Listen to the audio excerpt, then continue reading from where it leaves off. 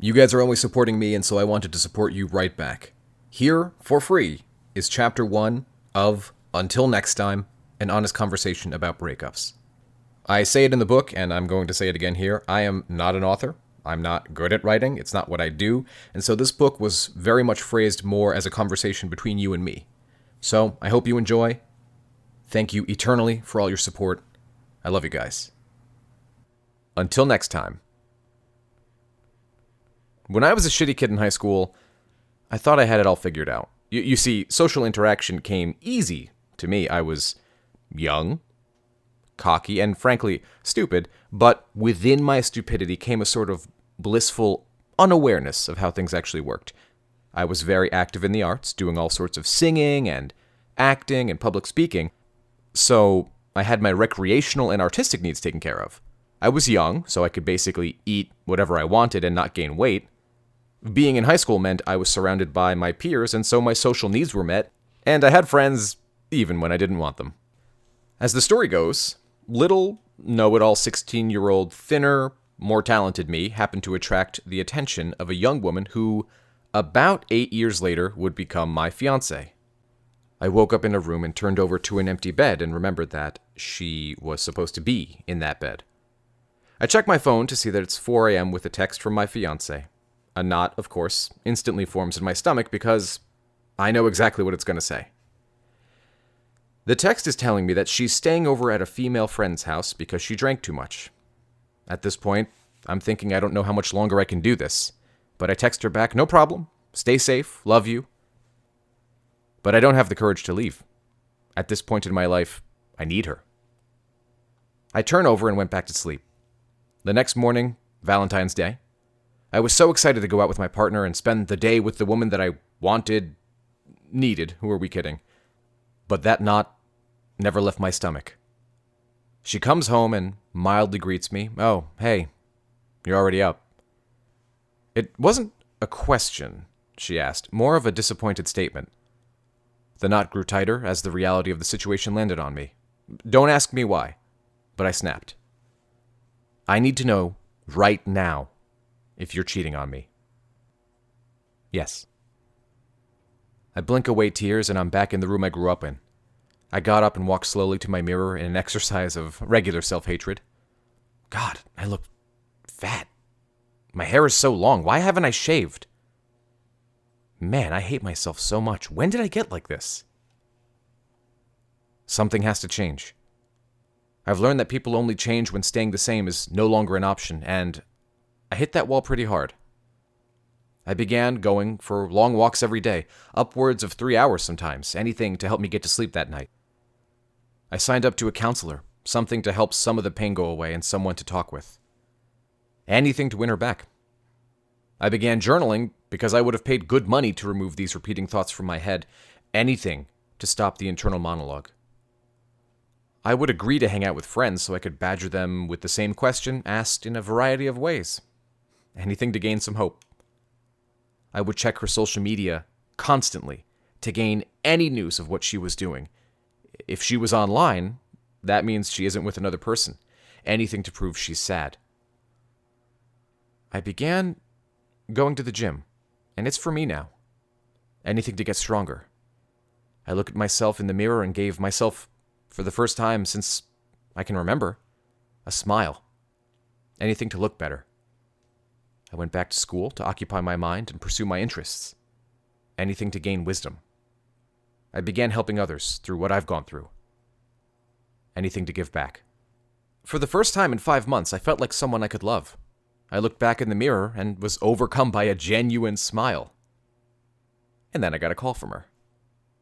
She was apologizing and explaining why she did what she did. I suppose it felt good to hear some of it, but I turned her away, wishing her all my best. You see, this wasn't for her anymore. It was for me. Friends, I'm not an author, and this isn't a book. It's an honest conversation about where you're probably at and where you're probably going. Adversity shows us the true path by allowing us to experience what isn't.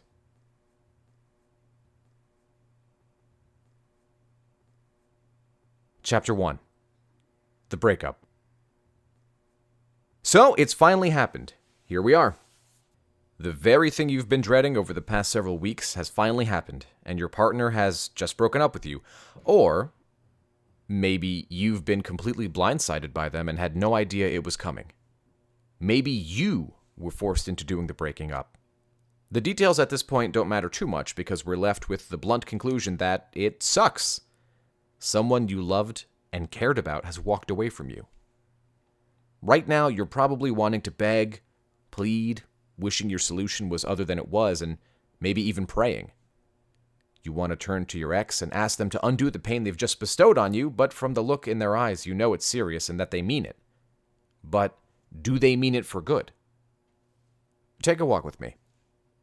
No, really, put the book down and take an actual walk before you continue. Just 20 minutes, trust me on this one. The breakup is a time for a realization. For one reason or another, the relationship wasn't working and your ex decided that they would rather be without you. At this point in time, we are usually in a panic, and it's extremely important that we snap ourselves out of it. If we want the best possible chance of exiting this stage gracefully, we need to understand that at this moment, we cannot, nor should we even attempt, to win our ex back. Not yet. Breakups ring all sorts of biological and survival warning bells that will cause you to panic, but we'll discuss that later in the book. What's important right now is to breathe deeply and calm your anxiety and allow reason to take effect. You didn't go for that walk, did you? Right now, your ex has reached a point in the relationship where they're communicating that they're no longer willing to try. While we may be panicking and thinking that this is how they'll always feel, we need to understand that how our ex feels today will differ greatly from how they will feel in a week, a month, several months from now. So you may be thinking, okay, what's happening in my ex's mind? Well, at this moment, your ex just doesn't want to be with you, and they've convinced themselves that a life with you will bring further pain. They feel internally injured, and they are turning to external solutions to solve this issue. Typically, this has to do with being treated poorly, feeling neglected, being given too much power in the relationship, or losing the spark. Really, there are 1,000 different reasons. They've taken some time to decide this, and they probably didn't clue you in, at least not very effectively, as to how they were feeling. Slowly, they continued to pull away until they built up the courage to finally do something they knew would greatly injure you. During this time, they're feeling a tremendous amount of guilt about hurting you and may act sporadic or even downright mean because of this feeling. This will lead you to further confusion because of how they are acting. So, wait. You broke up with me and you're the one acting mean? How does that make any sense? The real answer is they probably don't like that they've been pushed to the point of needing to hurt you, and that they expect that you'll probably beg and plead to stay a part of their life. What you need to understand right now is that they've told themselves a story about how hard this is going to be. They already feel bad, and they are already anticipating that you'll make them feel worse than they already do. Breakups make us selfish, and we mostly tend to think about what we want, them, back in our lives. We usually don't consider the hurt that they might be going through. This book is to shed some light on the confusion you'll feel over the next few weeks to months of this breakup. Let's chat. We have been working with faulty information. Most of the things we've learned about breakups to this point has been operating off of faulty information. You've probably heard advice like, leave them alone for a week or a month and then contact them, reminding them about a happy memory. This will flip an emotional switch, blah, blah, fucking blah. As if that is not completely transparent and manipulative. The key here is having healthy relationships, not any relationships. So instead of all that bullshit about manipulation, together, let's learn the best self-practices for self-love, self-respect, and then healthy reconciliation. This is the moment we want to begin to flip the narrative on them. Instead of begging and pleading, here's what you need to be doing. Agree with the breakup. I know. Wait, what did he just say? That's right. You heard me. The old switcheroo. You want to show your ex that you're going to play against type. In other words, the typical dumpy who will beg and plead. Instead of doing that, just agree with the situation. You must understand that at this moment, your now ex is expecting you to disagree with the breakup. They're expecting you to beg and plead and make the situation generally harder to deal with. We want to begin showing positive change right away. And so while you don't have to be happy that the breakup is happening, you can agree with and validate how your ex is feeling and wish them well. So it should sound something like this. I understand your decision, and I agree that some time and space apart will be good for us as individuals. I hope that life treats you well, and if you change your mind and want to work on this relationship together, please give me a call. And if I'm single, we can talk. Of course, you want to put these in your own words. Don't use it verbatim. So what did you just do here? You validated your ex's feelings. You agreed that some time and space apart, aka a breakup, will help lessen the tension and emotion, and you left the door open so that a healthy reconciliation is possible. If you couldn't or didn't get a chance to say this, don't fret and do not reach out to tell them. There are many different paths that the breakup and the reconciliation can take, and the more important point here is that you're going to begin the process of healing. Remember, the more you fight the breakup, the more they'll try to get away. We are selfish during a breakup. During this breakup, we're pretty bad at focusing on things outside of ourselves because the perspective or lens which we are looking through. Think about it. What did you just find out? 1, that someone you never thought would leave you just did. 2, that the other person wasn't willing to stay and fix the problem. 3, their attraction for you is less than it was at the start. 4, that the image you had of your ex has been changed, maybe even drastically, based upon how you are now being treated. So, how do we refocus that lens to reflect a more positive outcome? Work on yourself.